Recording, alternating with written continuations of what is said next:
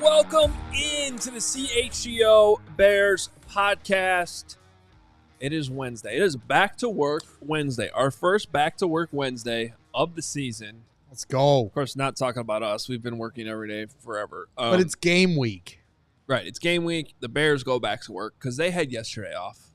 Not Cole Kmet, though, who you just saw in the 85 with Cole Kmet as that premiered at 11 o'clock. Hope everybody enjoyed that interview with Mercedes Lewis because I thought it was absolutely fascinating to hear those guys talk about a dude that's going into year 19 and told Cole he doesn't want to retire until after year 20. And they're both captains. So you got two captains talking ball week one for you right there on the 85 of Cole Kmet. If you missed it, go hit subscribe. That's a separate YouTube channel. Really good stuff every week with Cole. It is amazing how much in common I have with Mercedes Lewis, just day in and day out, showing up, knowing exactly what you're going to get from me, from Mercedes, year after year, show after show, Decade after decade. Decade after decade. So I am 84, and I can't wait to watch the full episode. I've seen some of the clips, but yeah. And by the way, to one of your other episodes, when Cole was asking if you could get 1 yard as a running back or a fullback or whatever, and you quickly said no, yeah, I would have said yes. Yeah, I know you would have. I believe in myself. You need to believe in yourself more. You can get a yard. I was telling Cole this yesterday. I don't know that a single topic that we've ever talked about here at CHGO has had more people stop me. I literally had someone on the chain gang at our game Friday night in the middle of the game bring that up to me. And I was like, it's good for the show. I go, it's good to hear. We're in the middle of a game right now, but thank you.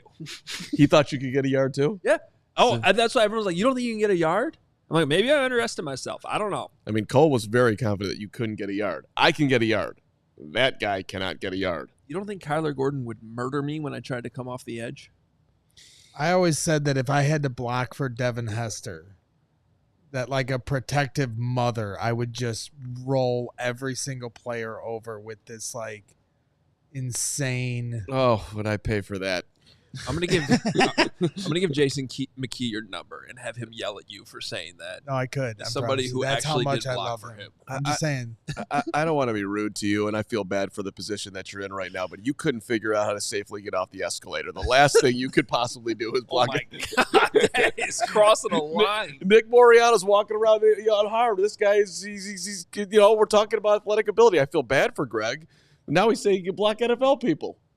Where were you, asshole, when that happened?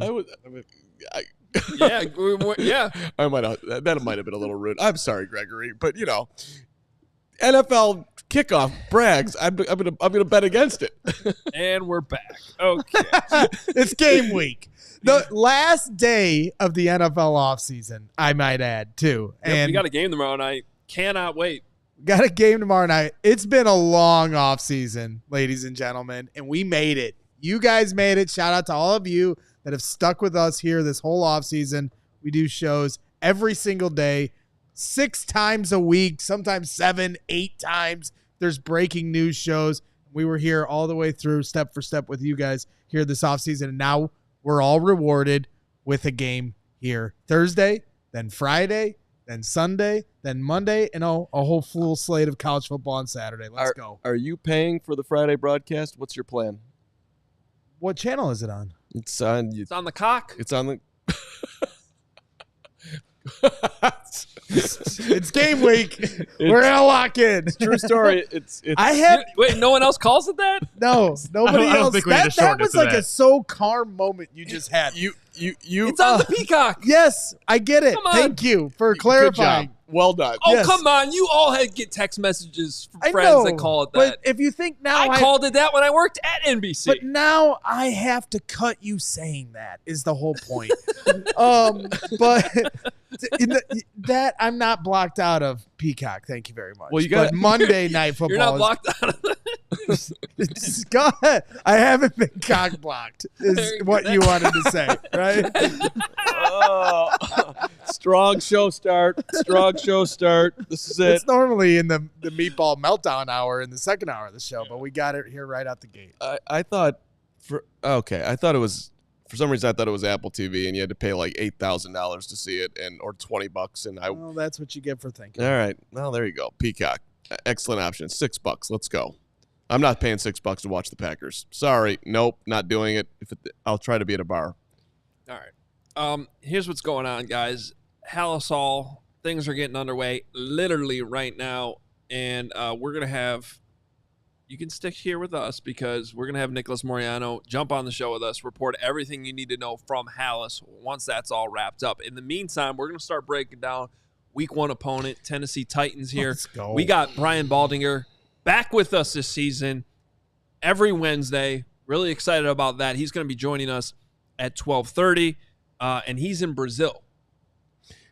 So we are getting Baldy from Brazil right here on CHGO. He was, talking to Caleb at the Hall of Fame game a few weeks ago. He was breaking down Velus Jones at running back in his Baldy breakdowns, and obviously we'll have everything you need to know about the Titans as well. So looking forward to talking to Baldy.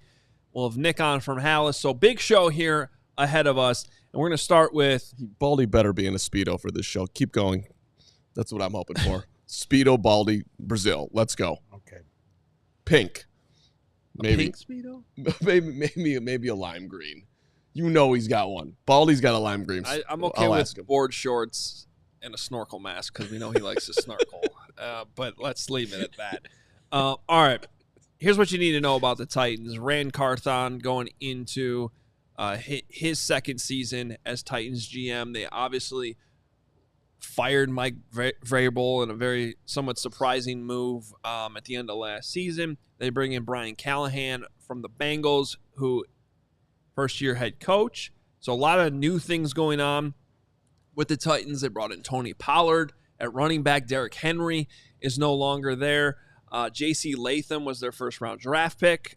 Big-time draft pick for them. They're moving from the right side to the left side. That'll be a big test for him, but a very talented player, and he'll be next to Peter Skoronski. So, using first-round draft capital the last two seasons on that O-line, and it's going to be an interesting matchup in a lot of different areas, but Will Levis is still their quarterback. That brings us to what worries you most about the Tennessee Titans, and Greg, we'll go to you first. Wow. Do you have Wow. to? Why don't we go somewhere What else? are you two here for a doing? Neither of you look Listen, like you're I paying attention. am working for one. Yeah, I know. That's what I'm asking. What are you guys doing? I'm Okay. right here with I you. am posting everything to social media Okay. as I do to start every show. So thank you for bus tossing me. I'll go first. You do what you do. I'm Finish listening to you, Hoge. And what I was doing a quick reset with the Callahans because I think it's just cool that Brian is the head coach and he hired his son Bill to be the offensive line coach. 40 years old, 68 years old. That's a cool story. Son's the head coach. Dad's brought back in, and Bill's been around forever. I mean, 46 years coaching experience, 25 years in the NFL. But the reason why I'm talking about it too, not just the father-son, is where my concern is the revamped Tennessee Titans offensive line and potentially what they could do to the Bears keeping the ball on the ground. You do have, Derrick Henry's gone, but you have what I think is going to be their strength of that team, a dynamic running back combo with Tony Pollard and Tajay Spears. Will Levis, by the way, he's not going to run a ton, but when he does, he's got that size to make a difference too. But so they went out, they drafted J.C. Latham 7th overall. He is moving from right tackle to left tackle, which is interesting. But, I mean, this is a guy who allowed 2 sacks and over 1,000 opportunities at Alabama. And in 50 snaps in the preseason, he was flawless. So the guy's been, now granted, it wasn't against, it's preseason, 14 snaps against the Niners, 36 against the Saints, not against starters, whatever. Still, guy has looked good in the preseason, so I'm worried about it. Or like I've got respect for Latham. And then you got Peter Skoronski, who made the transition. Everybody knows Skoronski, Northwestern, made the transition from tackle to guard. Last year, the Titans' offensive line, the reason why they're having this makeover is because they gave up 64 sacks. But Skoronski... Thank you for clarifying the position. Well, I think, no problem. I just, for those out there that were just following the Skoronski curve, I thought it was important to mention. He wasn't elite his rookie year, but I think this is going to be Looks a guy. Good now. Yeah, he looks awful good right now. And then, they went out and signed Lloyd Kirschenberry, bringing him over from the Broncos to play center, one of the top centers in the league. So you have a wall on the left side going against whoever the Bears are going to be rushing, Austin Booker, DeMarcus Walker, whoever's going to step up here. So I'm wondering if the Titans are going to be able to keep the ball on the ground, use that left side, control the clock. That is my biggest concern. Yeah. Rags, what about you? Yep. Austin Booker is the second string ahead of Dom Rob. Honestly, the thing that worries me the most, it's a pretty obvious one, and I think a lot of Bears fans have been dialed into this all offseason, and that's the interior of the Bears offensive line. How are they going to hold up against the Titans defensive line, which is certainly formidable? You obviously, Tavondre Sweat, nose tackle out of Texas. Anybody that's followed Texas knows this dude can play. And then then Jeffery Simmons. This is a guy that is an absolute monster. He is a beast. And he's also somebody that called Caleb Williams out a few months ago with some trash talk, some early trash talk here before we even got to training camp. So I know he's got, this whole thing circled. So I'm concerned because of the continuity on the interior of the offensive line, specifically that right side. Tevin Jenkins, I know what I can get from Tevin Jenkins. But because of the carousel of trying to figure out who your center was with Coleman Shelton and Ryan Bates, and Coleman Shelton kind of winning that job by default because of Ryan Bates' injury, we don't really know how that would have played out. And then also Nate Davis being a late arrival to practicing every day. Have they built up enough continuity to take care of the beef of that interior defensive line for the Titans? Because you want to establish the run. You can't just run on the edges. How many times last year on 3rd and short did they have no idea, the Bears, what they wanted to do? Whether it was the tush push with a quarterback or tush push with Cole Kmet, lining up in shotgun because you don't know what to do. So those things concern me. And then obviously that interior push, as we've learned before, is vital to protect that so your quarterback can develop properly in the pocket. If he doesn't trust that your interior line is going to hold up, then he's going to bail out of the pocket more times than not. We've seen that in the past year. They got to get it short up so Caleb can feel comfortable, grip it, and rip it. So I guess I'm going to be the meatball here. No concerns we're going to win by 40? Bears are going to win by 40? There's nothing on this Titans team that has me terribly worried. If there was anywhere I was going to lean, it would have been what Greg just said, which is potentially the interior of that D-line against the Bears' offensive line. But, I think they do. I should have also mentioned that L'Jarius Sneed was signed brought over, and that was a trade, right? They got some decent players. The Bears also have decent players now. Like, I don't know. I can't look at the depth charts and be like, they have an advantage at any given spot. And if anything, the Bears have the advantage with their depth that they have. So for me, that sound like a football coach here. I'm more worried about what the Bears are going to do. I think that this is a game that's in their hands. There's not anything the Titans have that's going to overwhelm them, at least on paper, that if the Bears go out and handle what they are capable of handling on both sides of the ball. I'm not worried about the Bears defense against this offense. They're going to be good against the run. They added Kevin Byard from the Titans too. That'll help. I just think this is really, I hate to do this already, but it's kind of on Caleb to distribute the ball, play point guard. There's going to be guys open. If he does what he needs to do and the Bears can establish the run on their end, there's not anything on the Titans side that has me terribly worried. So I guess that's my answer. Nothing worries me. Well, I'm more worried about the Bears getting their stuff done on their when they're in control. So that's where I am on that right now.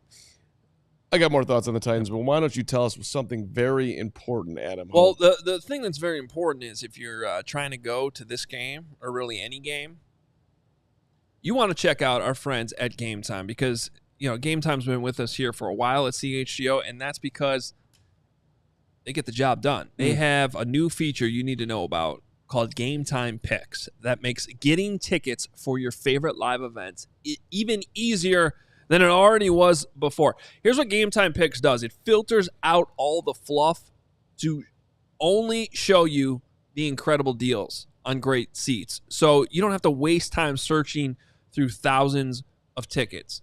Their app is going to show you the best ones, the best deals right away. And I've been a big fan of going on Game Time. I think it's the simplest app to use to basically do what they're saying here. Get through all that fluff. Only narrow it down right away to what's the best price tickets in the best spot. And I've had a lot of success going on Game Time, finding last-minute tickets, and sometimes even some tickets well in advance because it's not just for last minute. It's the best place to go for last-minute tickets, but you can go there for something, a few months in the future, and you're still going to get what they call the super deal. They're going to show you views from your seats before you buy. They have the lowest price guarantee, event cancellation protection. Even job loss protection is something that they offer you when you're buying tickets. So make sure you check it out. Go check out the feature called Game Time Picks. All-in pricing. Toggle that on so you don't have to worry about those fees that always get tacked on. They're going to show you what you're paying right there, all-inclusive. And they're always going to give you that lowest price guarantee as well. So take the guesswork out of buying tickets with Game Time. Download the Game Time app. Create an account. Use code CHGO for $20 off your first purchase.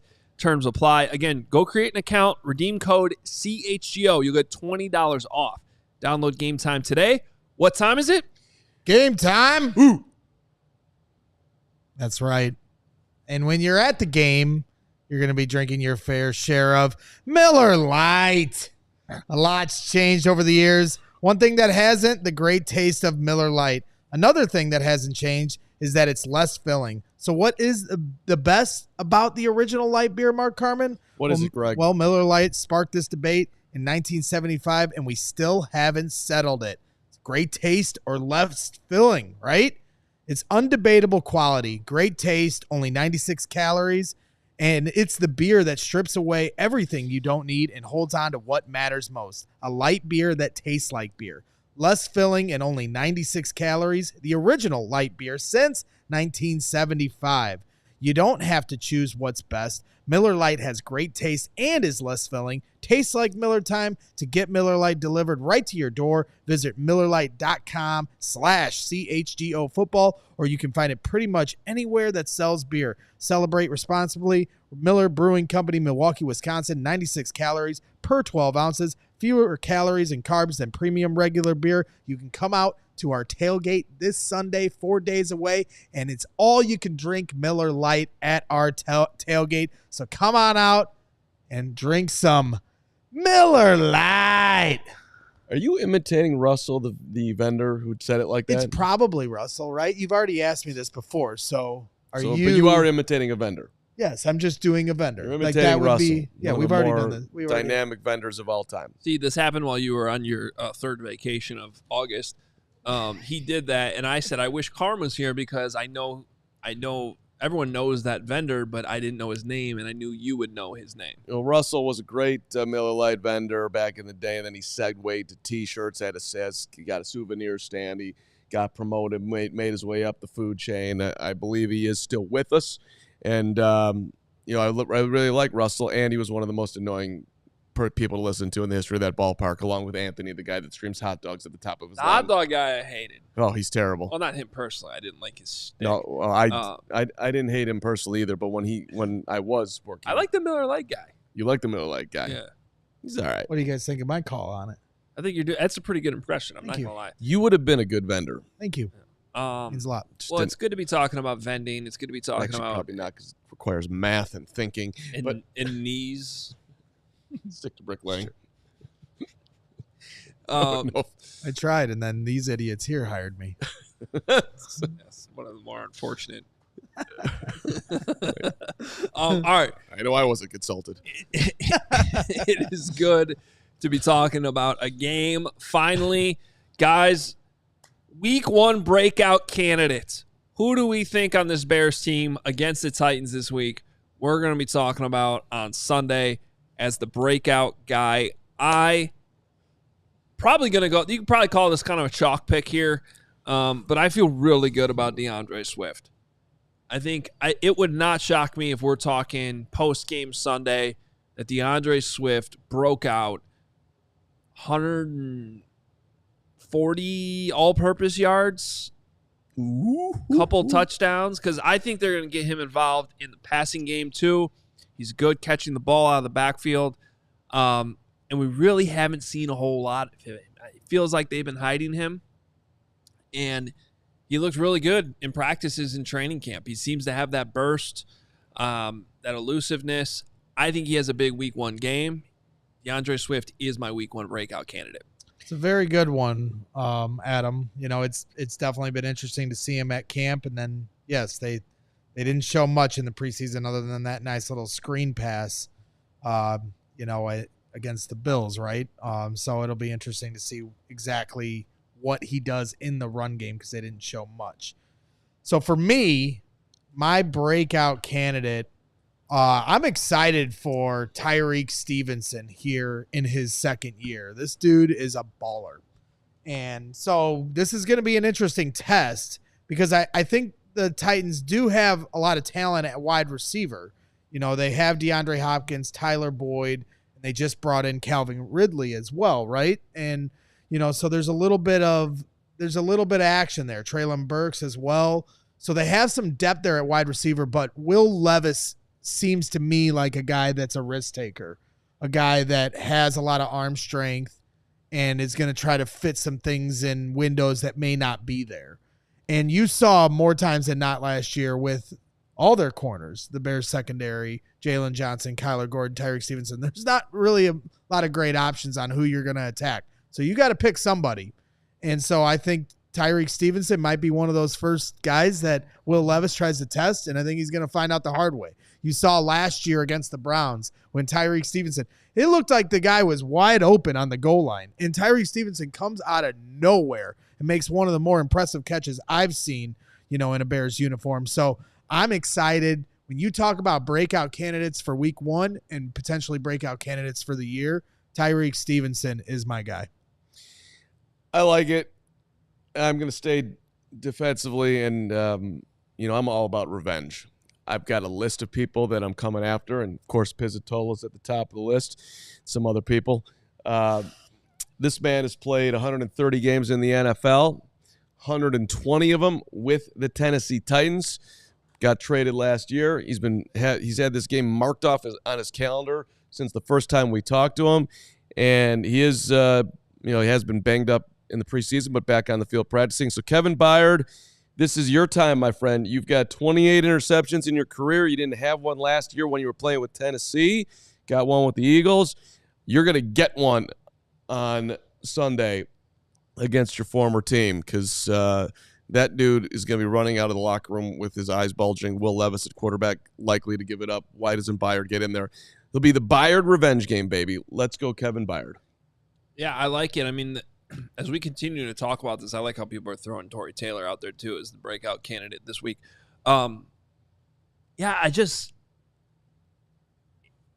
It goes back to what I was talking. Like, you look at these wide receivers that the Titans have. It's a decent group. Calvin Ridley, Tyler Boyd, DeAndre Hopkins, right?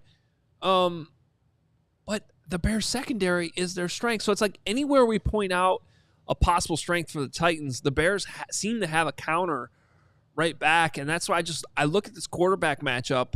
It's like, who are you going to trust more, Caleb Williams or Will Levis? Are we putting too much on Caleb, first NFL start, that we just believe in him that much already?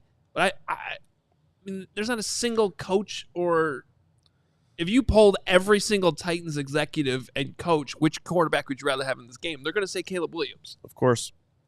So, I mean, they're not going to say that out loud, but, you know, give them a truth serum or something. They might.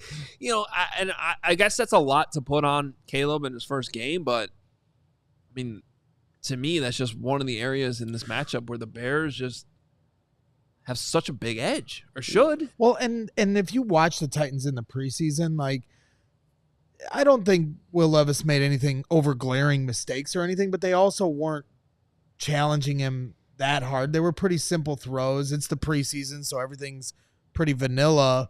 But at the end of the day, I think that, you know, it's going to be a much tougher challenge for Will Levis here on Sunday. Well, we do have a little bit of news on Hoge. You're mentioning the defensive backs being like the strength of the Bears. Paul Kaharski just tweeted out saying DeAndre Hopkins should be at practice for the Titans today, and he added, "We'll see how much he does." So I mean, that's a big factor. I mean, Nuke Hopkins, one of the best receivers in the league for the past several years, and then on top of that, we mentioned Calvin Ridley being a new addition for the Titans. In his one game, and this was in 2020, completely different team. In his one game against the Bears, 5 catches on 13 targets, 110 yards, a touchdown. He does have a lot of speed. It's a different look than what the Bears have gotten, you know, probably from the Bengals, who didn't have Jamar Chase in that joint practice. And you never really show all your cards in preseason games either. Yeah. It's good stuff. It's good stuff. Yeah, I think Hopkins in the injury report in the next few days is, you know, one of the bigger storylines of the week. Obviously, he's been questionable for this game for quite some time now, since like basically the start of training camp. Talk about continuity and chemistry. Even if he is able to play, how much chemistry have they developed? You know, there's a lot of timing when it comes to wide receiver quarterback connection, and you're doing that against one of the better secondaries in the league on the road, hostile environment. DeAndre Hopkins is obviously a pro's pro. He can figure it out, and he's one of the best ever at 50-50 balls, but certainly a challenge. I mean, at the end of the day here, though, new head coach, new coaching staff, a lot of new faces, second-year QB, minimal experience, team's supposed to finish last in their division. The Bears better win on Sunday.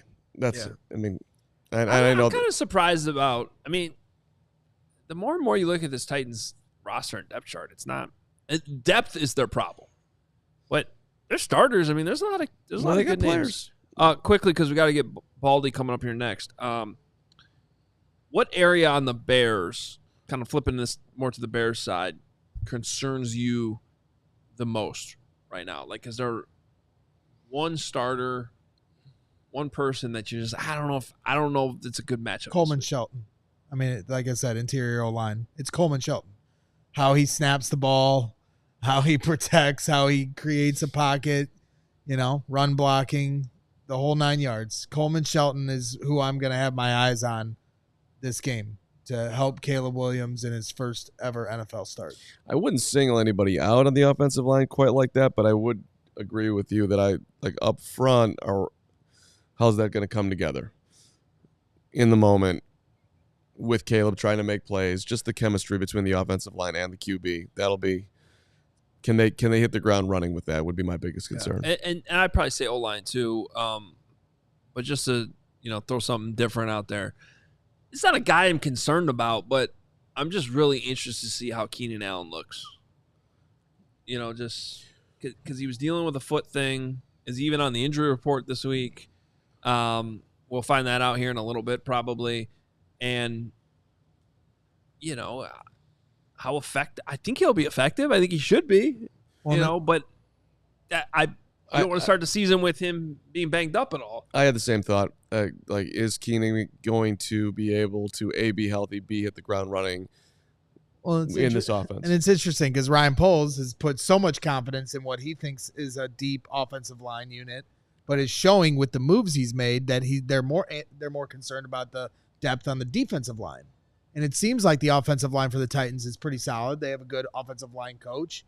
So maybe we're missing a little bit there too. And I know you brought up the defensive line versus the Bears O-line, but maybe we need to talk a little more tomorrow about that pass rush and how they're going to get home, because that's how a cover 2 defense runs their engine. And I also want to say before we hit our break, People in the chat are asking about the tailgate. I'm going to give you guys more details on the tailgate for this Sunday and all the home games here later in the year, because I see some of you guys talking about some of the different questions you guys have, and I want to provide all the details because some of you guys are off on a few things. But I'll get to that here later in the show. All right, we got Baldy from Brazil coming up next. Let's talk about our friends at Sunnyside Cannabis Dispensary, because they are here to elevate what's left of your summer. I'm still calling it summer. It's still legally summer for a few more weeks. Sunnyside is your home for judgment-free cannabis shopping. They have a crazy selection with over 100 different strains to choose from, with an easy online ordering process and in-store pickup. Wherever you are in Illinois, Sunnyside has a location for you. They have spots as far south as Champaign and as far north as South Beloit.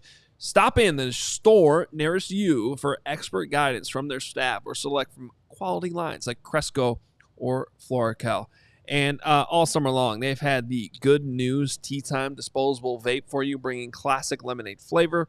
That's the perfect fit for the course, because we all need a little help staying loose on the green. And you're also going to want to check out Free Spirit vapes and cartridges, all from Good News. And you can go right now to Sunnyside. Check them out. Visit online as well. Visit sunnyside.shop for bright buys every day, including 50% off your first 3 online purchases. Enter promo code HICHGO at checkout to qualify. Exclusions apply. Sunnyside Cannabis Dispensary. Bright buys every day, only for 21 plus or Illinois medical card holders. All right, I've got something that you guys just pay attention here. It's a game-changing product. It's ZBiotics, and it is something you want to use before a night out with drinks. It's the ZBiotics pre-alcohol. You don't want to be dealing with bouncing back the next day, and Lord knows that I don't bounce back the next day the way I used to. It's getting tougher and tougher over here. ZBiotics, though, will get you there. It's the surefire way to feeling fresh after a night of drinking. You want to be fresh for the tailgate on Sunday and go out on Saturday night. Let's get it going on here. Pre-alcohol. It's the world's first genetically engineered probiotic. It's invented by PhD scientists who are smarter than all of us on the show to tackle the rough mornings after drinking. This is how it works. When you drink, alcohol is going to go into a toxic byproduct in the gut. It's this byproduct, not the dehydration. That's going to mean that you're going to have a rough day the next day. Pre-alcohol produces an enzyme to break the byproduct down, so you're getting ahead of the game. And just remember to make ZBiotics your first drink of the night. Drink responsibly, and you'll feel your best tomorrow. Go to zbiotics.com/CHGO Bears, and you get 15% off your first order when you insert that code CHGO Bears. Do it for yourself. Do it at checkout. Pre-alcohol is backed with a 100% money-back guarantee. So if you're unsatisfied for any reason, they're going to refund your money. No questions asked. Remember to head to ZBiotics, ZBIOTICS.com. Put in that code CHGO Bears. Use that code CHGO Bears at checkout for 15% off. Thank you to ZBiotics for sponsoring this episode and for the good times.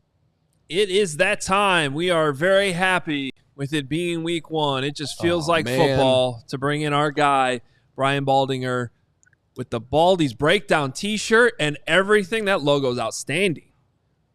Baldy, I was hoping that you'd be in a Speedo from Brazil, but we'll settle for the t-shirt. You know, you're enjoying yourself here. I full vacation mode I was hoping for.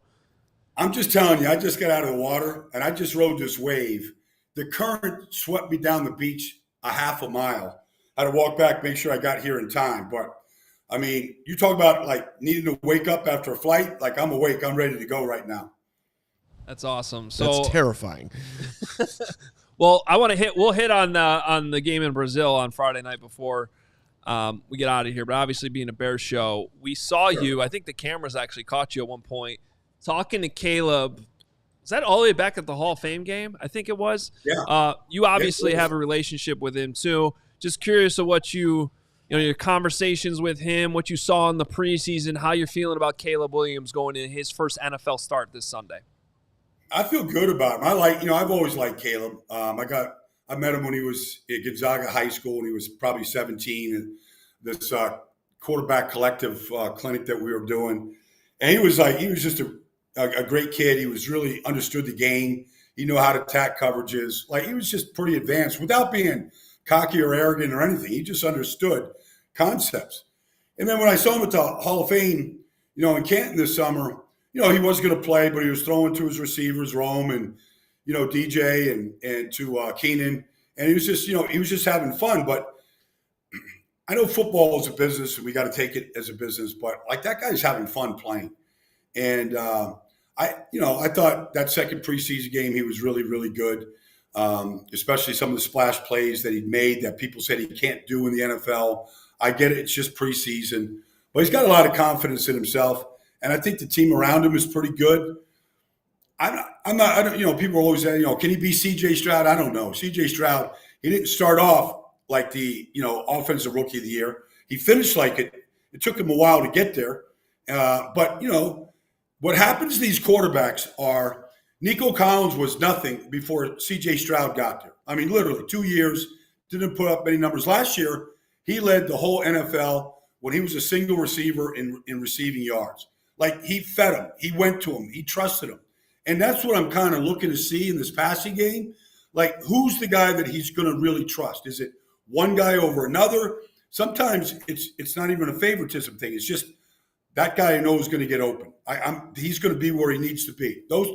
We're going to find some of that stuff out on Sunday against Tennessee. But I'm interested to see his development and who he starts to lean on as time goes on. It's interesting that you're showing confidence in the Bears offensive line, Baldy. So I'm assuming that between the, you win in the trenches here. If you're grading the Bears, are you more confident in the O-line or the D-line? I would say a little more confident in the offensive line at this point. I know they traded for Darrell Taylor. I loved him coming out of Tennessee. I thought it was a great trade. I can't believe Tennessee or Seattle gave him up because I think he's a quality rusher off the edge.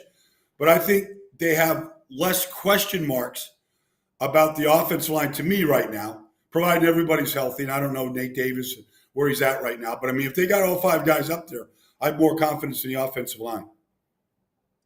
Well, you obviously we love hearing you break down the trenches. When you do your Baldy breakdowns, I don't think anything gets you more amped up than the trenches. So, what did you see from Austin Booker here in the preseason and your expectations on how quickly he can contribute, to that defensive line group? It's hard. It's hard for a young defensive lineman to really contribute. Not many do. Not many put up. Aiden Hutchinson, you look at him in his rookie year, rookie year versus second year. I mean, pick a guy. And I'm not comparing him to Aiden Hutchinson. But it's just hard. It's just such a different scheme. You're seeing elite players on the edge every week. And if he isn't elite and he's struggling, there's going to be some level of attention being given to that guy. I mean, Jalen Carter was as good as any defensive tackle in the league the first 8 weeks last year, 10 weeks. And then he literally disappeared. All of a sudden, people started doubling him every play. And he couldn't find the quarterback the last 6 weeks of the year. Teams just said, okay, that's the guy that we got to take care of. Now, I don't think that's going to be the case with him. But, it's different schemes. People don't run power. People don't play with tight ends. People don't play with two tight ends in college. It's just different. I know that Big 12 conference where he came from in Kansas, nobody plays with a tight end in the Big 12. They play four wide receivers. Every defense is the same. It's a 3-3 double cloud. They all basically play the same defense every week. And so it's just going to be a lot different for him. And it's going to be a learning curve. But I do think he has length, all right, something that you look for. It looks like he can bend the corner pretty good at this point. But he's just going to see, he's going to go up when he gets on the field, son. He's going to go up against his J.C. Latham, their first pick at Tennessee. That guy is a monster, man. He's 340 pounds and he can move and he's got a punch. He looks like he's ready to go. That's going to be a good test, rookies against rookies on Sunday. So we know that the Bears toyed with the idea last year of moving Velus Jones to running back. They ended up not doing it. He was sort of used sporadically out of the backfield a few times, but they didn't really go all in on it. And this coaching staff that's come in has clearly been more receptive to that idea. This has been sort of a last resort situation for him. I don't know if he would have made the team otherwise, but he moves the running back. They go all in on it. We saw in Hard Knocks last night that even the Bears, I think, front office was shocked at how well he took to it. And now he's on this roster. I know you did a Baldy breakdown watching Velus Jones at running back. What did he show you at the position? Well, he showed the ability to make instant cuts and to see the hole. I mean, he trusted his eyes, but then, he had 2 30-plus yard runs in that last preseason game. He showed an explosive element. Now, we always knew coming out of Tennessee he could run, but I didn't know that he had contact balance, that he had that kind of vision, short area type of burst and vision that you got to have at the running back position. You can't dance around waiting for a hole to open. You got to be able to see. It seems like he sees it pretty fast. Now, it's a talented running back room. I don't know how much room there is. Nobody keeps 4 running backs active on a Sunday. So I don't know if he's going to be active or not, unless there's a big special teams play for him, which would get him active. But I would say Rashawn and Khalil, I would say they're ahead of him right now. But you have to kind of see what he could do against a real defense. Tennessee's got a great defensive front. You got to kind of test him and see if he has those kind of explosive runs in him. I hope they give him an opportunity, and we'll see. So, Baldy, what would you tell Bears fans when they're trying to figure out if Caleb has quote unquote arrived? Like, what would you be looking for to think like, all right, he's got it, he's seeing it? Well, you're always looking for consistency. You're always looking week in, week out. Can he play at a pretty consistent level? I think you're going to see a lot of splash plays from Caleb. What you hope you don't see is the plays that turn the ball over are poor decisions because he's trying to do too much, those kind of things. And so there's a learning curve there for some players. Sometimes it's not there. But I would say, can you find some level of consistency where, by the 4th week of the season, by the time we get to October, we pretty much know what he's going to give us. And whatever that is, and then if we could just see incremental improvement, whether it's ball placement or seeing the blitz quicker. The one thing that he told me that day, in Canton was like he never really had to do the run game at either Oklahoma or USC. The quarterback basically is reading the box on some of these check with me's where it's a run pass type thing, and knowing that if it is a run because it's a light box or, they've got a dime defense out there with 1 linebacker and 1 defensive back, is this a good chance on 2nd and 5 to go run it again? Like he's learning how to do that right now. He never had that all came from the sideline before. It came from Lincoln. And so that's something that I know I'm not saying he was struggling with it, but it was something that he had to work on. So there's a lot of little things that might not show up in the box score that you're looking for, from has he arrived to is he getting you out of a bad play? Is he getting you to a right play? Is he calling the run to the right side? If he does call a run, those little things that we may never know unless, I don't think these things are coming out of any Chicago Bear press conference that I've seen, this summer or in past years. But I would say that that's something that I would be looking forward to. Well, let's reverse engineer this then. You talk about his responsibilities on that side of the ball. But if you were a defensive coordinator, seeing what you've seen so far, how would you try to attack Caleb Williams to make him uncomfortable? Because I feel like his dual threat leads to, my simple answer is just blitz the hell out of him and hope that he, gets confused and speeds his clock up. But what would you do? Well, I would disguise everything as much as I possibly could. I might give him just a cover 2 shell up into the snap, and then we're rotating, we're moving. We're going to dictate what we're in, whether it's a matchup zone, man zone, whether we're doing a fire X and dropping an end. I would wait and I wouldn't give him any pictures before the snap. Not everybody can do that. Baltimore was great at it last year, and they had the best defense in football, and they led the league in sacks and turnovers. Not everybody can teach it like that. Some players, need on defense can't operate that way. But that's one of the things I would do, and I would do that. I would stem late on the defensive front, where the offensive line might get confused a little bit about blocking assignments. I know when defensive tackles or defensive ends were moving at the snap, for me, it forced me to think more than I wanted to at that point, and you would mess up your assignments a little bit. So that's one of the things I would do to Caleb early on, just to see how he handled that. So obviously, rookie quarterback first start. There's always going to be questions with that. As good as Caleb has looked and seemingly impressed everybody around the Bears. On the other side of this matchup, where are you at on Will Levis right now and what he's bringing to the table? And I'm sure in Tennessee they got to be worried about him potentially turning the ball over in this game, going up against what is clearly a very, very strong Bears secondary. Well, I got a chance last year. I did a national radio Westwood One Monday night game, Miami and Tennessee last year. And I got a chance to really watch him up close, talk to him before the game.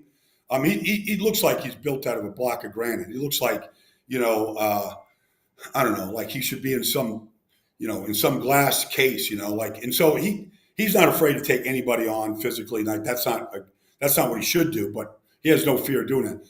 But like the one thing you see is like, even going back to his days at the combine, like he's got a cannon.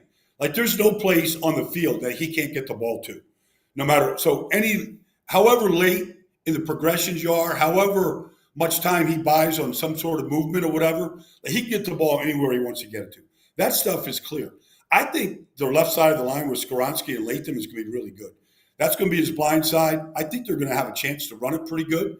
They've got, they basically rebuilt their offensive line. I think, Bill Callahan is probably either the first or second best offensive line coach in his whole business. I think they're going to be a lot better up front. And if you give Will Levis time, I think he's got more than enough, weapons to get the ball to these guys. Baldy, who's the best team in the NFC North? Well, Detroit, I think, has the best roster. That's a stacked roster right now. You go back and you watch them against San Francisco, watch them against the Rams in the playoffs, and you look at the talent level. And now you say, okay, here's Jameson Williams. In his third year, there's no suspension. There's no coming back from injury. Like, he should be ready to rock and roll. Jahmyr Gibbs had as many runs over like 20 miles an hour of any back in this league. He's a home run hitter. And you look at them on defense right now, they don't really have a weakness. They addressed that, I think, in the draft. I think they got the best corner in the draft in Terry Arnold. They look like they have the best roster. So that, to me, until somebody knocks them off, they're the winner of the division, and they're the team to beat in this division. You picking the Packers or the Eagles, by the way, on this trip? There's a lot more Eagle fans, that I've seen here in Brazil and on planes and in the airport. They're bringing their devotion to this team. It's going to be a World Cup atmosphere. I don't know what the field's going to be like. Some of these soccer fields aren't great, but I feel like the Eagles are a better roster. But it wouldn't surprise me to see Green Bay go up and down the field on them either. I just think this is a brand new defense with a lot of defensive personnel changes and a new coordinator. It won't surprise me to see Green Bay have a lot of success. I think it's going to be a high-scoring game. But I picked the Eagles to win because I think their offense is pretty unstoppable too. Yeah, what can you tell us, or what do you know so far about what the Packers' change on defense is really going to mean? Obviously, here in Chicago, we always sort of have one eye north on what's going on up there. Yeah, what do you know about the new defense? Well, Jeff Hafley, he coached defensive backs in this league in Tampa and San Francisco, in Cleveland. He coached defensive backs for 7 years in his business. He worked with Kyle Shanahan in San Francisco, head coach at Boston College. But, this is his defense. Honestly, he's a four-man front. He's not this multiple guy that's going to drop Rashawn Gary into coverage. He's a four-man front. He's going to press on the outside with Jair, with Stokes, with Keyshawn Nixon. He's going to rob the middle of the field. There's a reason why they went out, and paid Xavier McKinney. They drafted a safety, in the second round. Like, they want to rob the middle of the field, where a lot of teams like to attack, like the 49ers. They should be a lot more aggressive than Joe Barry ever was. It's going to look different. And, they've got 7 former first-round picks on defense. I don't know another defense that's got 7 former first-round picks on it. Now, I'm not saying they're all great players, but they got 7 guys that were taken, Stokes and Jair and, Cavante and, you go to Rashawn. Like, it's a talented group. Do you think you're still going to see the tush push from the Eagles on Friday night, even without Kelsey there? I don't think so. And here's why. Like, the tush push obviously became like this whole, this whole phenomenon, right? And I remember talking to the offensive line coach, Jeff Stoutland. I was like, so what's the key, Jeff? Like what gets this thing, why are you so successful? He goes, so he gets irritated when I ask him any question. So, in his irritating fashion, he's like, we were 36 of 38 on quarterback sneaks with Carson Wentz. Baldy. You tell me what the common denominator is. And I'm okay, Jason Kelce. And he's just walked away. Like, okay, you answered your own question. They don't have Kelce anymore. And so Cam Jurgens is going to be a good player, I believe. But I don't think you're going to see it. I'll be maybe they give it a shot and just see how he does in it. They've got 370-pound Mekhi Becton playing right guard. It's not a bad guy to quarterback sneak behind right now. We'll see how he holds up. But Landon Dickerson's at 340 pounds. Not two big, water buffaloes in there that you might want to stick it behind. But I don't know. Like, I think we're going to see. I think Kelce was a big part of that success. Yeah, that was one of my favorite storylines last year. It was just like, why aren't all these other teams doing this? Well, because they don't have the center to do it, and that guy's going to the Hall of Fame. So yeah. Baldy, we'll see you in New Orleans. The Bears are going to be there. You know it. We know it. It's a lock, right? I mean, why even play the season? I'm going to be announcing that game in New Orleans, that third week of the season. I can't wait to get there. I think that's September 22nd. But I'm pretty excited about getting to the Superdome for that one. I think it's going to be fun. Carman's talking Super Bowl. I'm going all the way to the end of the year, Baldy. Yeah, February. All the way to the end. Okay. He's got the Bears in the Super Bowl. That's blanket here on the Eagles in New Orleans in week 3. So my bad. That's all right. No, I'm getting a little ahead of myself here, but like you're thinking Super Bowl, New Orleans. All right, I'm thinking week 3. So we're on different wavelengths right there. Hoping the field holds up on Friday. What's the game, Baldy, for you? I know you didn't talk Packers Eagles, but is there a game in particular outside of the ones we've talked about that has you most intrigued here this week, first week of the year? Well, I mean, all these national games are unreal. I mean, you think about tomorrow night with Kansas City and Baltimore. You think about Green Bay and Philly. You think about Sunday night, Rams and Detroit. That was a 24-23 wild card win for Detroit. The Rams were knocking on the door.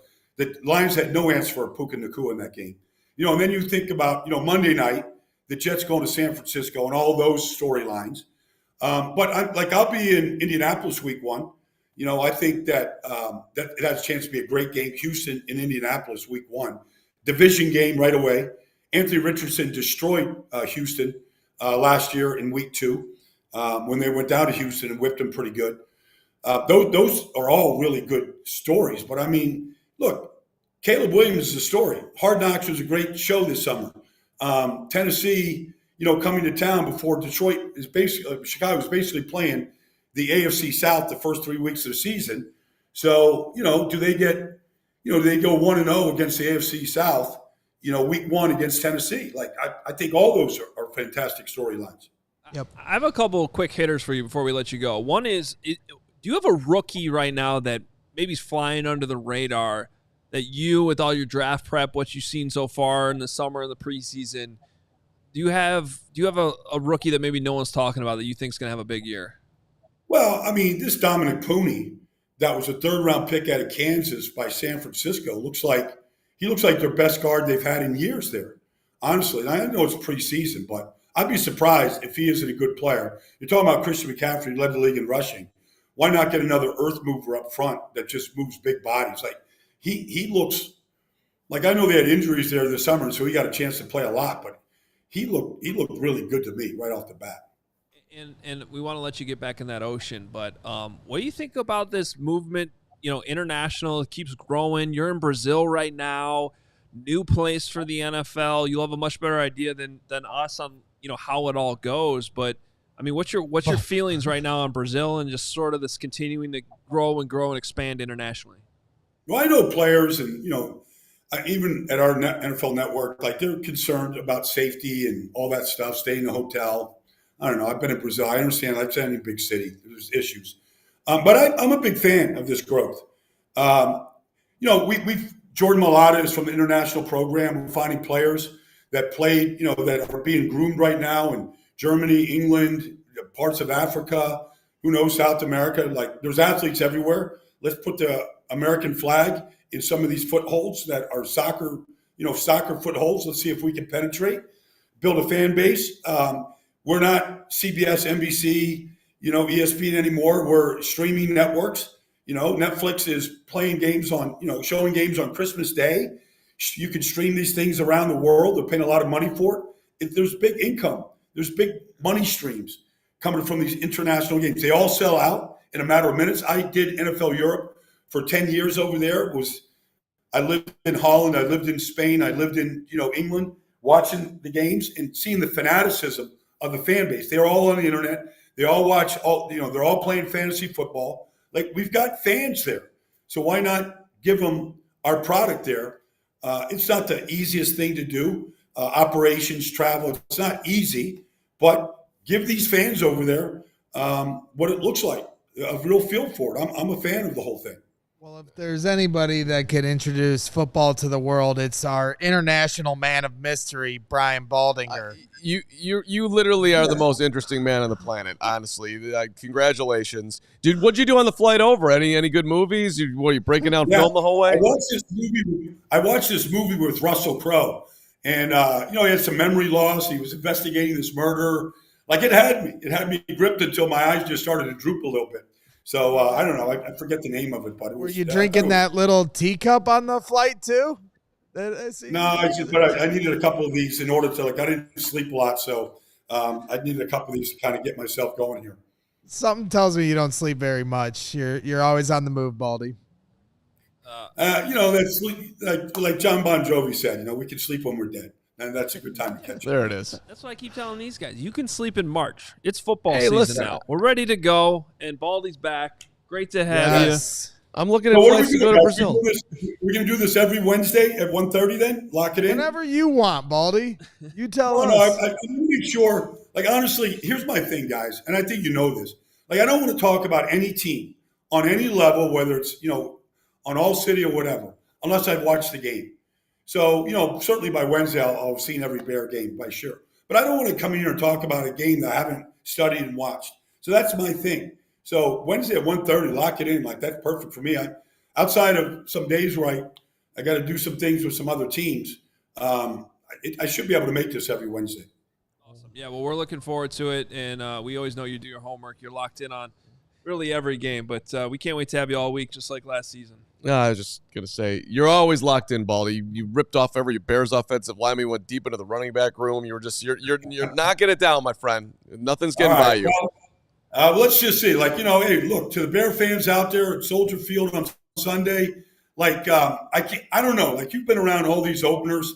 I just feel like the anticipation for this one feels a lot. I don't know the last time it felt this big to me. I don't know, maybe Urlacher and Briggs and those guys maybe back then, but this feels like it's the biggest it's been in a long time. Yeah, I'm so excited I'm going to throw up. So we're fired up here.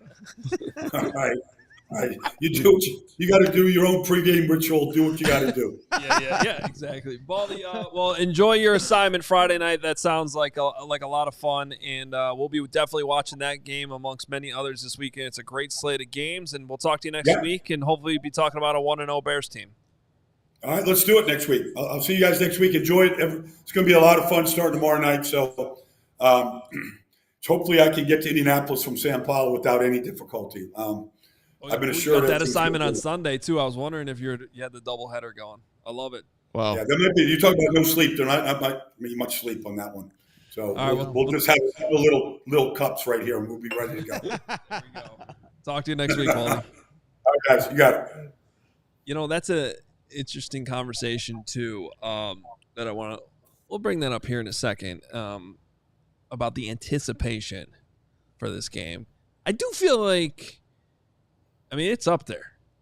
It's definitely up there. It's quarterback driven, but we've had some big week one matchups, including last year too, where there are definitely a lot of people feeling the hype. We also have Nick coming up from Hallis Hall here. Caleb has spoken. Yes, Caleb has spoken. Keenan Allen spoken. The locker room open for the first time this season. Nick was in there, so he will join us from Hallis Hall momentarily. We also want to make sure that you guys know that you should be a CHGO diehard. You got to be a diehard. Now is the time to do it. So many great perks. You get a free T-shirt right off the bat when you sign up to be a diehard. You get 20% off all merch and all events, including our tailgates, which start this Sunday. You also get this cool box right here. That box gets delivered to you, your diehard exclusive box with a little membership card. You can flash that in Braggs' face when you come to the tailgate on Sunday. Yeah, that's right. So if you want to watch the conclusion of this episode, head over to our channel on YouTube, search CHGO Sports, and you can see the rest of it. Nick Moriano checking in here from Hallis Hall shortly. But to get back to, this tailgate talk, because I see a lot of people asking about it here in the chat, just to clarify a few things. If you go to allchgo.com/events, you can see all the different dates starting here week 1, 4 days from now, and all the home game tailgates that we're going to have. Each date, you can buy your ticket now. To clarify to some people in the lot or that are asking about the lot, you do not need a ticket to the game to come to the tailgate. If you're a diehard, you can get a discount on that ticket to come to our tailgate, but you also don't have to be a diehard. You can also just purchase your ticket at the flat rate. And then also the other aspect, a lot of people ask this, is parking. I ask about this too every day. Adam asks it every week. There is extremely limited parking in this lot. So if you're trying to find parking, it's probably best to try to find parking around the area or take the train over to the tailgate lot. But I promise once you get there, you will not be disappointed. It is the best Bears tailgating you will ever find, the gold standard, with our guys over at the Chicago Bears Tailgating Club at the corner of Wabash and Cermak. So parking garages are all around the area. It's right by the DePaul Blue Demon Stadium. And so there's plenty of options at your disposal. We did have a super chat in here about, I know you just flashed it on the screen, Steven. Pardon? John Decker. I want to address this guy, this jokester here. $4.99 super chat. Do we have to go to the game after going to the tailgate? Just answer that. No, I want to party and watch the Bears, but I don't want to buy a game ticket.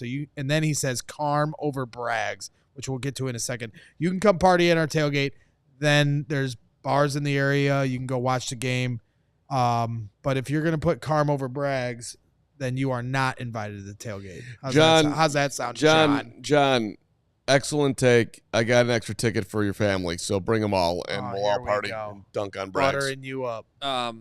Yeah, and that's a good point, though, for John and anyone else who has that mindset.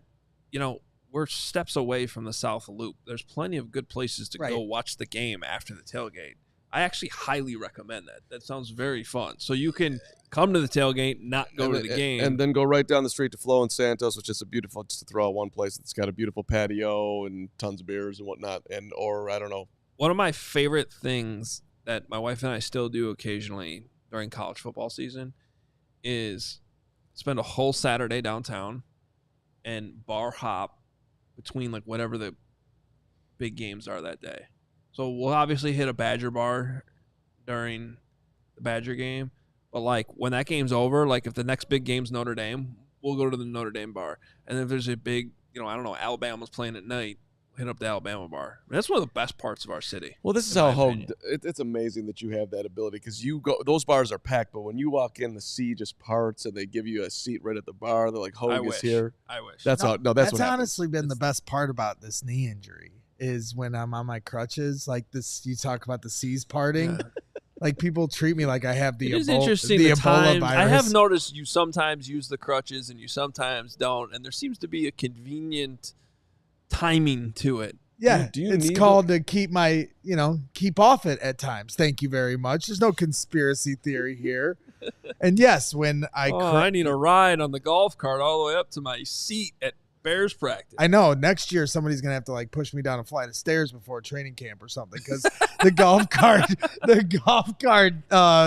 was nice. The golf cart was nice. You could just keep the brace and just limp in there and make it happen. I know. I'm looking more and more like an offensive lineman every day. Hey, quick shout out, by the way, we were speaking of diehards. Jordan, Matthew, Jeremy, Matthew, and Eddie, all in the last 24 hours, signing up to be a diehard. We also started to get questions pouring in for Cole Kmet on the 85 with Cole Kmet on his YouTube channel. He's going to do a mailbag, these short episodes with the mailbags. Those are starting to come in. So keep sending those. Greatly appreciate that. And I want to hit on this real quick because, Baldy brought it up. And I actually have a strong feeling on this. Everyone's excited about this week. But I have to say, the last two openers that were here in Chicago against the Packers, there was more hype around those. I think there was more hype last year going into that season. Not necessarily about the expectations for the whole season, as much as it was just Packers, week one. We all felt it at the tailgate. And then nothing to me compares in the years I've covered this team to the anticipation in 2019. Yep. Coming off the 12-4 season when they had it was the NFL opener. And the NFL moved their own things to make that be in the 100th season, the opener, Bears, Packers, not the defending Super Bowl champion. And this city was lit up that entire week leading up to that game, and then they scored 3 points. Right. So I agree with everything you're saying there. 2018 or 2019 and last year, it was a fever pitch at this point for Bears fans. And I think the reason why was what you just said, like the anticipation of the Bears had just come off a playoff, trip in 2018. And then last year, there was so much question around who Jordan Love and the Packers were going to be in the post-Aaron Rodgers era. Everyone thought the Bears were winning that game. And even there was Packers people that cover the Packers that were conceding that they thought the Bears at that time, week one, had the better quarterback. Yeah. Because there was uncertainty, and Justin had shown so much the year before. So both years, we thought this was finally the moment the Bears were going to be better than the Packers. And now they line up week one. Last year, both times it was, at Soldier Field. So there's that home field advantage. And so this year, it's a dialed down opponent. Statistically, it is their highest of all their win probability. We did this earlier in the offseason. The Titans game was their highest chance for win probability, and it ended up being their week one opponent. So it's this guarded optimism, this cautious optimism, as you framed it earlier, Hoge. Like, fans, I think, are certainly as excited as they've ever been about the potential of this team, but because we've been burned so many times, we're not overcooking the ham like we normally do. And I feel a lot of Bears fans kind of trying to temper it down as best they can, and then also being very cognizant of the ability of the Titans and almost talking them up a little more than I think they deserve. Well, yes, there was more hype back in the day, but this is the first year that this early in the week, I went on my Circus Sports app and bet the Bears yesterday during the show. So, little tease. You did that during the show? I did. I saw the line move, and I'm like, you know what? What did it move to? Well, down 3.5. From what? 4. Was 4? I've even seen it at 4.5. Yeah, I thought it was at 4.5. It's moved quite a bit. So Yeah. it's moving towards the Titans. And there's money on Tennessee. And you're zagging. Yeah. Everyone's betting on the Titans. The public's always wrong. Bears are beating the Titans. Let's freaking go. I'm in. I think you're the public. I'm not the public. The public. You are the public. You're the public. Now you're the public. Okay, I'm not the public because the public is betting on Tennessee. But Well, it just means the Bears are going to win by 4. that's fine. Whatever. I don't Or- care. I just don't win the game. Go be 1-0.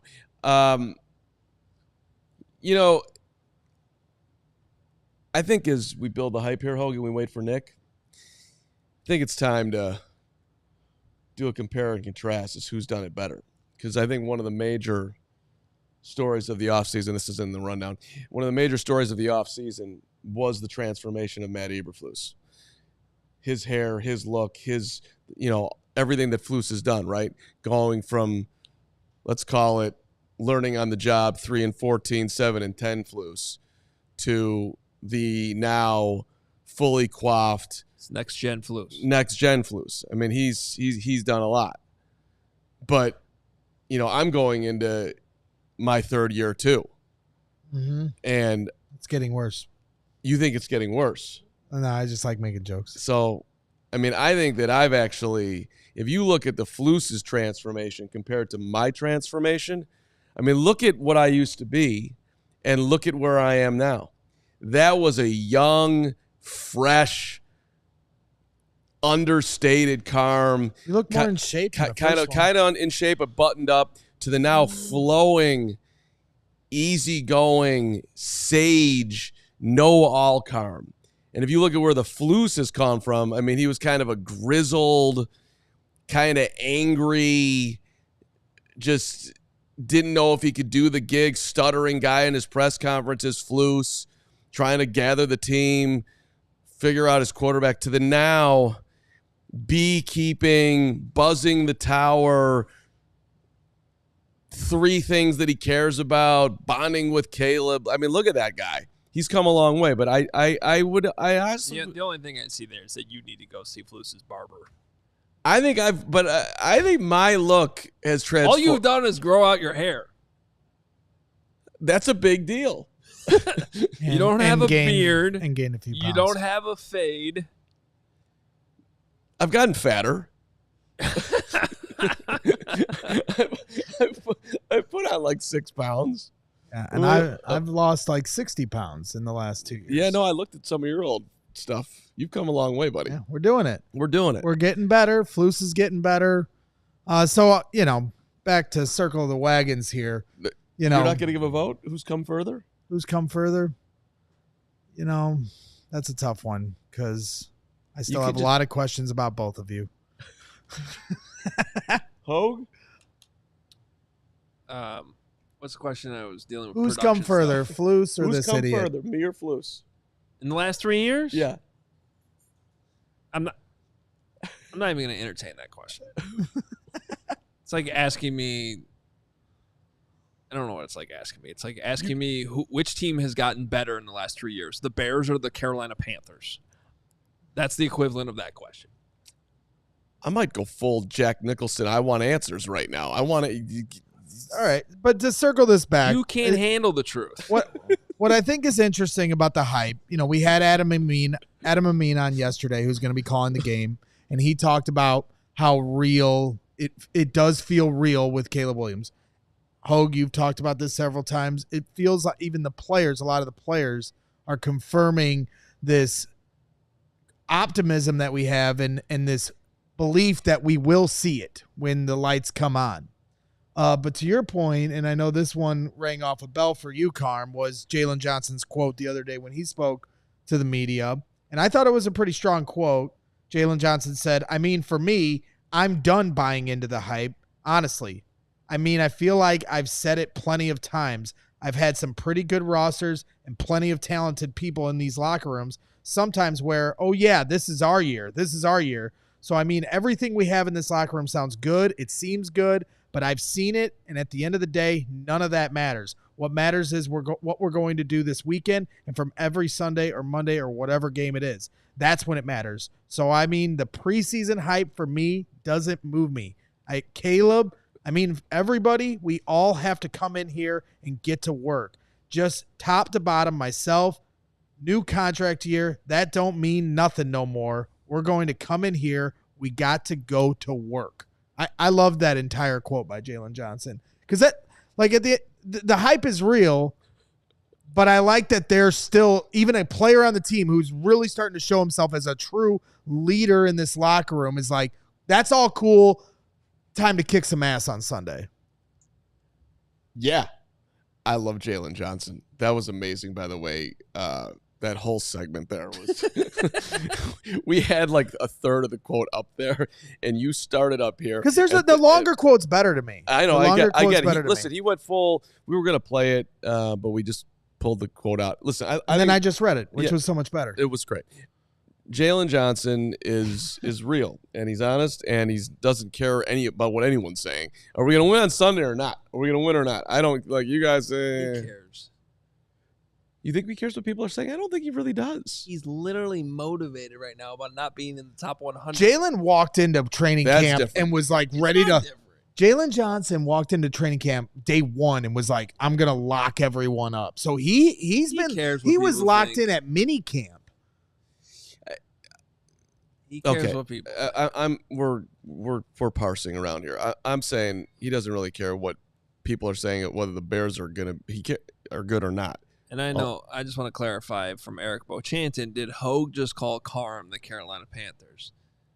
Yes, he did. That's exactly what I said. No, he did. Yeah, he called me Bryce Young rookie season, and that's all he did. And I have a therapist appointment at 2 with BetterHelp. No problem. It's okay. Just learning how to handle these things in the moment. Nicholas Moriano, I believe, is ready from Hallis Hall. Is this accurate? There he is. Hi, Nick. What's up, you guys? How's it going? Good. How are you? Oh, just running around trying to get all the information I can. Sorry I was a little late, but I'm here now. So what's up? You heard from Rome, Nick. Tell us, give us the Rome Odunze rookie first game ever in NFL moment. Anything stand out from your conversation with Rome? Yeah. Just drop from Jason Leisure there. Roman's excited, man, for his first game, and he was saying that in college, like the one thing that he's really looking forward to before the game even starts is just the flyover, because he said in college you don't get to see that. You're in the tunnel, you're in the locker room, so he doesn't get to see that. So he jokingly said that he's going to be crying on DJ Moore's shoulder before the game to get ready for it.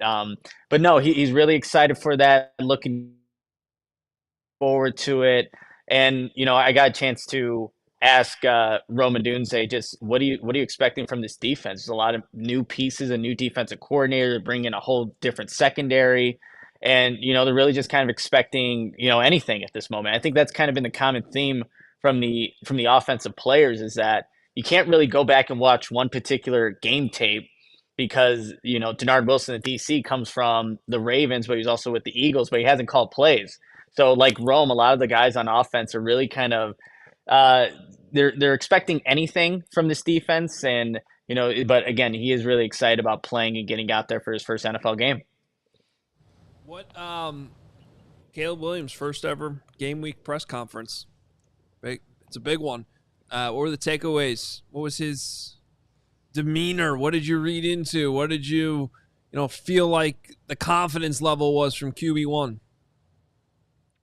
Yeah, I mean, I would say that it wasn't anything different than what we've already seen, you guys. And I think that's just kind of how Caleb approaches things. He, in Hard Knocks, we saw after the Kansas City, or before the Kansas City Chiefs game, like he just doesn't get nervous. And that press conference, like all the previous ones, it felt like he was composed, said all the right things, knows that even if he doesn't have to go out and throw for 350 yards and 4 touchdowns, he's more than comfortable but with just handing the ball off and doing whatever it takes to win, because ultimately that's what matters. So he also credited just like the defense this whole entire training camp in preparing him for this game. Like everything that's been thrown at him was done purposefully to help Caleb Williams get ready for this moment. So he felt like it sounded like he was composed. He was composed, and it just seemed like he was ready for, what was going to come on Sunday.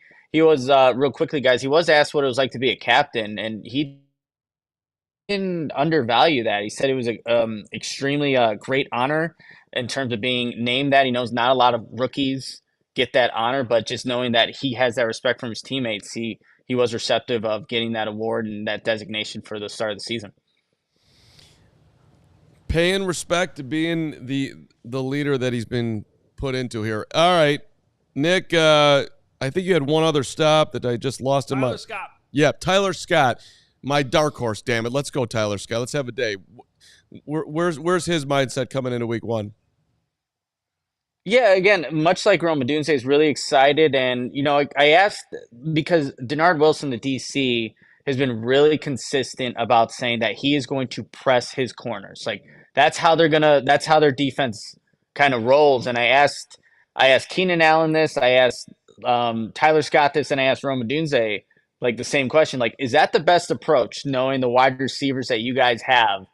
And Keenan Allen, Tyler Scott, and a little bit of Rome, they all kind of just smiled. Like, if that's the approach, which it is, like, you live and die with that. So it was interesting to see all the wide receivers, the confidence that they have. And when I asked Tyler Scott that question, Keenan Allen had just got into his locker. And he's like, when you got a guy like Keenan, you're going to press him.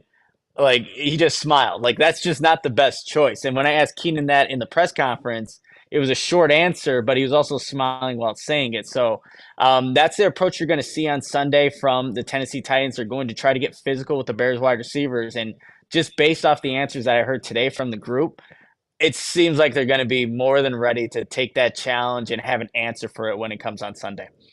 Anything interesting from Flus? And did anybody bring up Hard Knocks anywhere? I don't think Hard Knocks was brought up, but I did like Matt Eberflus's analogy when he was talking about preparing for just a season. He's like, in the beginning, it was shadow boxing, right? When you kind of get into, getting guys back into the building. He described it as shadow boxing. In training camp, he described it as sparring. And now he said, you got to be ready to fight. And that's what this team has been preparing and building up to this moment, just being ready to fight for, obviously the guys that are in the locker room, but knowing all the preparation that's gone into this, like week 1 is here. So I really like that analogy. And also, like all of us, you guys included, like he's excited to see Caleb Williams go out there on Sunday, see what he can do. But like he said before, he's also really excited to see Caleb just lean on his teammates. And again, Caleb's more than happy to do so because he knows he has a lot of playmakers in this room. All right. Nick, anything else that we haven't touched on from your basically hour-long media session with Flus and players before you guys get out there on the practice field? No, I mean, that's I'll have more written up at allchgo.com, just kind of talking about, again, what these offensive players are looking forward to facing, again, the Tennessee Titans, so you can read that later. But, yeah, I'm about to get out to practice, and, what Matt Eberflus called it's going to be a physical practice today. The pads are going to be on, so we'll watch a little bit of that before kind of wrap it up here at House Hall. Nick, congrats on your 21-9 win over me in ping pong. You dismantled me yesterday, and I'm still thinking about it. Congrats. I'm not going to look at you right now because it's upsetting. Yeah, that was bad. And you got to live with that because I won't be in the studio for a while. Sorry about that, Carm. Well, Nick, I know I didn't contribute anything to this interview great with you. I was doing some behind-the-scenes working, but I also want you to know that I love you, and I'm excited for your coverage at Hallis Hall all year. I really had nothing to add, and what I've learned is when I have nothing to add, to just try to shut my mouth for once. I thought it was That's the best gross. segment we've had in You were incredible. weeks. That was gross. That's good job, Greg. I love you too, and I'll see you on Sunday at the tailgate. Thank you. Yes, sir. hell is that? Quiet Bragg's paddles back. Yeah, I just found that recently. I was like, I got to bring that back. Yeah, and I need that button. Yeah, How do I? There's certain things that I wish I had control over sitting here. Yeah. I need a mute button. You know what? It's basically what Get I in need. that producer's chair there, chummy, and see what you got. Settle down, KQ. I'm not bad at tennis or bad at ping pong. Nick, thanks a lot. We got to go. And to the one person who's asking about Tiafoe in the chat multiple times, great match tomorrow versus Fritz. 2 Americans in the semis. Let's go, Francis Tiafoe. Brian Schuster. Great segment, Braggs. Way to go. I thought it was phenomenal. I mean, it's Brian has never been more impressed by my work. Most universally approved brag segment in the history of CHGO. Super chats? Question Super mark? chats. And then we are off to tomorrow's show. Super Chatham. Alex Flores, $9.99. Mercedes Lewis talking about the culture and practice being harder than the games. The team being prepared and competitive. It had the blood rushing to my Lions brothers. There you go. That would be loins. Loins. Lions. Right. Loins would Blood make a lot more rushing sense. to the Plus, that's how he wrote it. Okay. Alex is talking about the 85 with Cole Kmet. I'm telling you guys, that interview, you need to listen to it. It's just... It's my train ride home. It's a type of conversation between two athletes you don't always get, just raw. You're talking about a guy who's been in the league forever. Talking about that stuff that Alex was just referring to there. It's great. So go check it out when this show is over. That is that separate YouTube channel, The 85 with Cole Kmet. Go look it up. K of Spades, finally watching live today. Just became a diehard. No Jordan voice shout out, though. Well, certainly there's been a movement against the diehard shout-outs that I haven't agreed with, but perhaps we can reconfigure that as I try to justify its justification. Gritty, $2. I am here for Meatball Hogue. We all are. Yeah. Gritty. I want some meatballs. Football, CF Candy, $4.99 pound sterling. Titans should be favored versus the Bears in this game. their coaching, especially their DC, their O-line, their D-line, clear the Bears, that secondary greater than Bears 2. Yeah. Football CF Candy also saying for $1.99, if we run cover 2 every snap and don't blitz, L incoming. They're coming after him, football CF. Well, that that'll be interesting to see because it was all a blitz galore in the preseason, for Matt Eberflus. But obviously it's going to be much different here in the regular season. But I just don't see a scenario where the Bears defense struggles against Will Levis. I'm sorry. How about you just do your best to not, do your Grim Reaper? Oh, act. So you want me to be like football CF Candy? The sky's falling before the first game? Well, yeah. See, but that's what I'm trying to say. think What he's Bears reverse fans are jinxing doing. it? It's the Okay. emotional. I'm going to edge, keep calling it reverse how I jinx. see it, which is how I've been doing it for 14 years. Okay, but you know what? If you're not going to respect the football gods with a little bit of reverse No, jinxage, he's not, because we're not. and if you're going to just do You sound like my 3-year-old. Enough of this weird bragged jigs 4-year-old. he's a Grim Reaper. He's Adam Hoge. The Hoge Reaper cometh. Crystal, please send us off into the night with a nice flow.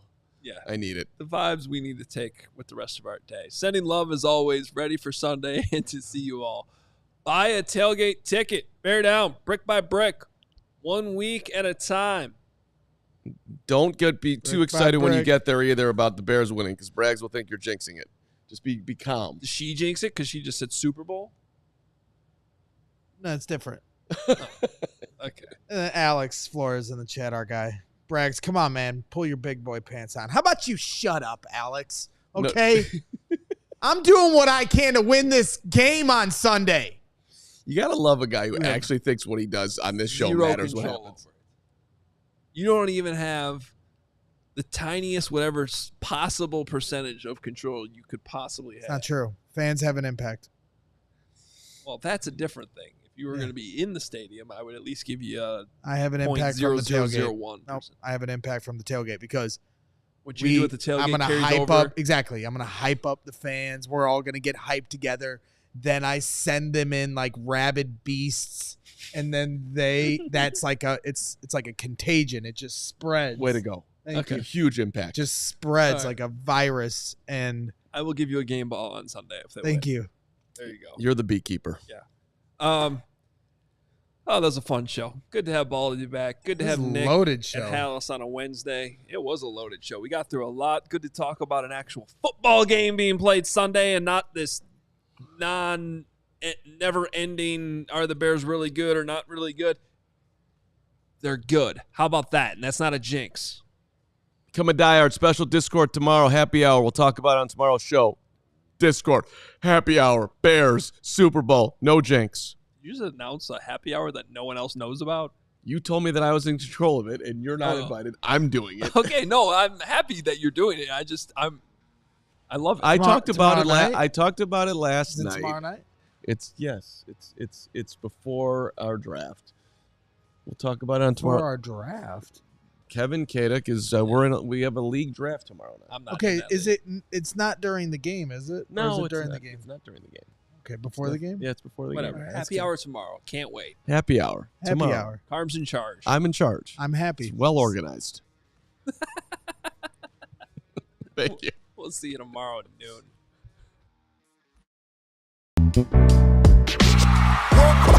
We all silly like the mayor.